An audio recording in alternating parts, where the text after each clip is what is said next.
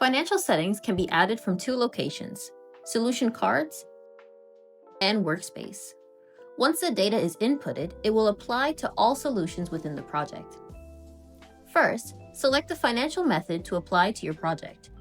We offer three different selections: Net Operating Income and Construction Cost method, Yield on Cost and Profit Margin method, and the Residual Value method. After selection, click on Confirm. Now, you'll see input fields where you can enter rent, construction cost, and other financial assumptions. Just keep in mind, all of this information needs to be entered manually.